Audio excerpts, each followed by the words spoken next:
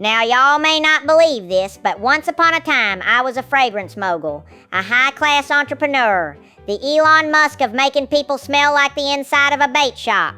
It all started one summer when I was sitting on Skeeter's porch, sipping warm RC Cola, smelling like 2-day-old deer jerky. Skeeter leans over and says, "Shit, you ever notice how city folks pay big money to smell like stuff they already got in nature?" I said, "What you mean?" He goes, "There's fellas paying $60 to smell like cedar and dirt." That's when it hit me like a Bud Light can to the forehead. Why not make a cologne for real men? Not that fancy city stuff with French names like Lee You the Rich Guy. No, sir. I was gonna bottle the smell of the woods, the smell of hunting season, the smell of pure unfiltered manliness. And so pine-scented shit was born. Our slogan, smell like you just wrestled a Christmas tree and won. I didn't have a lab, so I whipped it up in Skeeter's shed.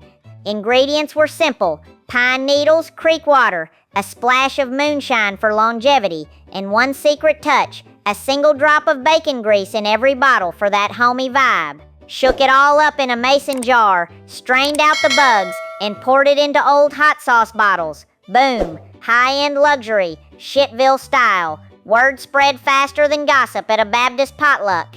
First batch sold out in 2 days. Ladies loved it, said it made their men smell outdoorsy and slightly flammable. Farmers wore it to church, hunters wore it to weddings. Skeeter wore so much, he attracted 3 raccoons and a lonely beaver to his front porch. We even got fancy and made commercials. Picture this, me leaning on a rusty F-150 in slow motion, wind blowing through my mullet, holding a bottle of pine-scented shit while a deep voice says, "For the man who wants to smell like danger," and fresh pine sap. Things were going great until the government got involved. Some EPA feller showed up saying we violated 50 health codes because one batch tested at 80 proof and another was 12% raccoon pee. Said our product was technically a flammable wildlife attractant, not a cologne. Whatever, nerd. Then came the lawsuits.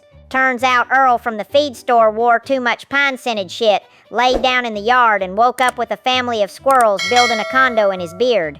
Another guy used it before smoking a cigarette and blew his eyebrows clean off. So yeah, the dream died quick.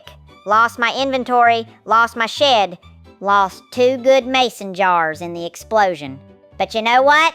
For one glorious month, I was the king of smell good. And even now, when folks catch a whiff of fresh pine and regret, they think of me. Because even when the world tells you stop bottling tree sap and calling it a lifestyle brand, even when the EPA labels your dreams as hazardous, even when your best friend gets tackled by a horny moose drawn to the scent of your cologne, you hold that bottle high, you breathe deep, and say to yourself, shit, don't quit.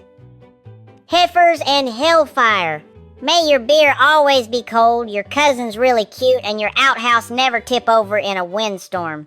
And don't forget to holler at me online at ohchitt.com. That's OHCHITT.com. Thank ya.